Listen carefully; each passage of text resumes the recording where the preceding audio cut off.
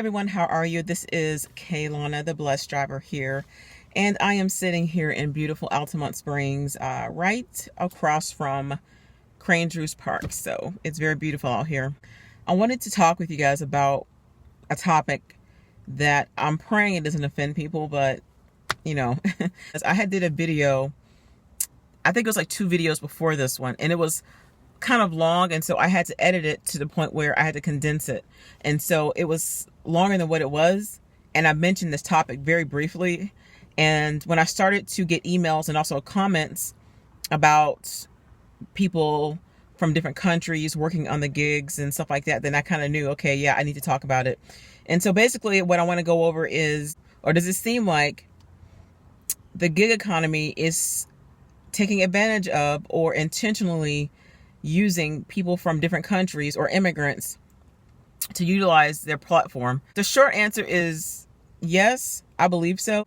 And I know there's like a whole bunch of controversy and there's like a lot of debate when it comes to people from different countries coming here to the United States to work, because some people feel like the immigrants are taking all of our jobs and things of that nature. So, but I kind of want to focus on just the gig economy, because recently I had one on an Instacart delivery. I was shopping and delivering for a customer, and I think I was at Whole Foods.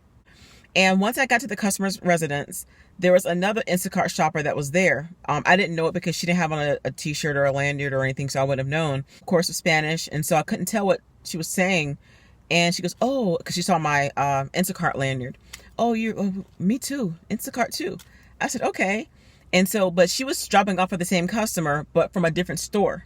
So I was doing Whole Foods, and the customer had ordered from her, I guess from Aldi. She was trying to talk to me about whatever, but I didn't understand what she was saying. And so she was like, "You speak in Spanish?" I was like, "No, no habla español." She tried to show me her phone to let me know that she was dropping off an order and to take a picture. I already knew to do that anyway, but the customer requested that if she wasn't home, to put the groceries at her front door, and that's what we did. But I can tell, like, you know, she was very excited, and there was a gentleman in the car who I'm assuming was probably her boyfriend or her husband. And so they drive off together. A few days before that, I was at Aldi actually, and I seen a Spanish couple as well. And one of them, who was, I guess, the husband, he spoke better English than she did, because she didn't speak any English at all, at least to my knowledge. And he was interpreting some things to her on the Instacart app, because I can kind of glance at it, because, you know, she had her phone out. And so she really couldn't understand like what was being said on the screen, I guess. And so he had to interpret it for her. There are specifications now. Before, Instacart wouldn't allow this for you to have like a secondary person with you when you shopped. But I guess there are extenuating circumstances, like if a person is disabled, or if maybe they can't speak English for whatever reason and they need an interpreter. I think they allow that if you ask. So I'm not quite sure how that works now. Whatever. It's neither here nor there. And it's not necessarily those that are Latino. I'm just saying that I've been seeing more of that. And I remember I want to say the year before last, I was at Publix, and I seen a couple that I didn't know what they were saying per se. I believe they were Russian. The one was speaking English, but he was new on the platform because we talked.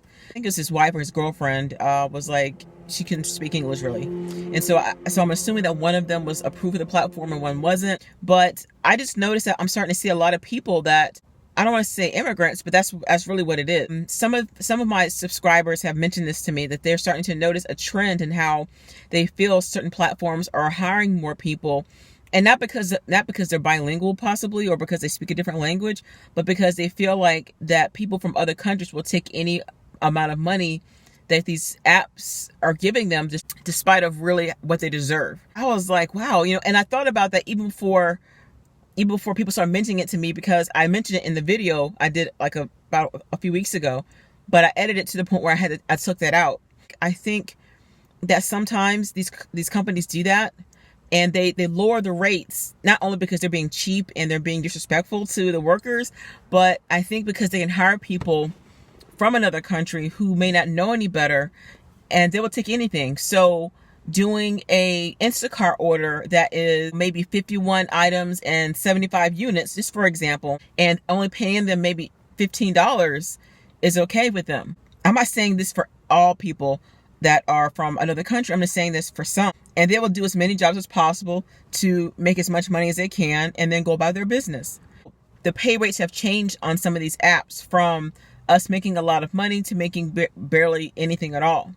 A lot of them don't know that when they join, because they think, okay, well, $15 is okay to deliver, 100 something items, and they don't know. And it's not just people who are immigrants, it's also people that are new to the platform in general, just different platforms, like if I order from Uber Eats or Grubhub, the food delivery apps, a lot of my delivery people are Spanish. And I'm not just talking about Spanish people, so please don't think that. I'm just saying, like, a lot of them have been Spanish, they could barely speak any English. I'm not really sure if maybe because it's my area. I'm in Florida, like I live in Orlando, and so of course there's a lot of people from different countries here, like a lot. And it's not just Latinos or Mexicans or whatever, it's also Haitians and people from the Caribbean. And I'm starting to see more Europeans come here too, British people. I'm starting to see more Russians here. So I think people are just looking for an opportunity just to do something, even if it doesn't pay much, because maybe the pay here in the US is a lot more than over in the other country where they're from. And I know especially in Puerto Rico, after what happened with the hurricane and the floods and everything, a lot of them probably have come here just to work or to find another opportunity. I don't want to automatically assume anything and saying, oh yeah, they're illegal, because that may not be true. Maybe they're here on a temporary visa or however you call it. I don't know much about immigration, and I kind of feel like, I'm not saying that these companies are doing it just to give these people another opportunity to work because of hard times or because of them having the ability to speak a different language. They're doing it because they know they don't know any better. At least most of them don't, not all, but they know that they probably don't know the difference in how much they are worth and how much they really should be getting paid. And so some companies prefer to hire people at a minimum wage or a low wage from different countries, because they'll take anything, because to them here is more richer than where it is over there. I think that's kind of like taking advantage of people, to me, even though it's a choice for them to do that as far as the workers to work. But when it comes to the gig economy, it's almost like the same thing in working a regular 9-to-5 or just working for corporate America or whatever. And it's no different. And my heart breaks sometimes, because I know some people consider, or it's been said, that the United States or America is like the land of opportunity. And that's true. Lots of opportunity here. Regardless of if any of us, me, you, anybody, do these platforms for whatever reason, that's our prerogative. People automatically assume, okay, well, if you do the Instacart, if you do the Shipt, if you do Grubhub, if you do DoorDash or Uber, whatever the case is, then we don't know our worth. I don't know anybody's situation as to why they do what they do, and that's not for me to put my mouth on. But I get those comments, and I get people talking negatively about people automatically assuming that they don't know their worth because they do these platforms, which I think is kind of stupid, because you don't know why people are still doing it. I know times are hard for a lot of people, and I can't say that, but I think for a lot of these companies, especially Instacart, especially Uber Eats and stuff like that, they'll just give you whatever, as far as compensation and pay per order or pay per delivery, because they think we'll just take whatever. That's just my 2 cents. And I think it's kind of messed up. And so I don't want to put any one particular ethnicity or ethnic group in one category, but I see a lot more Latinos that fit that category than anything else. And even some Europeans that I see come from over there, they come here and they're kind of the same boat, and they'll take whatever. I'm not saying, once again, if you decide to do platforms, you're taking whatever. I'm just saying, I can tell the difference. And I can see that there's not so many Americans now than there are, different countries and stuff. And you guys let me know what you think. But I've gotten feedback from my subscribers, and even that's something that I mentioned, but I didn't get a chance to upload it to my previous video, because my video previously was really long. And that's really not for me to judge, but I just kind of think that it just breaks my heart to see this. And some of them really don't know. Some of them don't know how much we got paid before versus how we're getting paid now. And they're probably thinking like they're rolling in the dough, especially if they can pick their hours early, or if they can get out there and make all this money, what they think is money. I hope this blessed you guys, and let me know what you think in the comments below. Don't forget to like, comment, and subscribe. And my new YouTube channel, The Successful CEO, is coming very soon. And so there is a link down there below to the newsletter.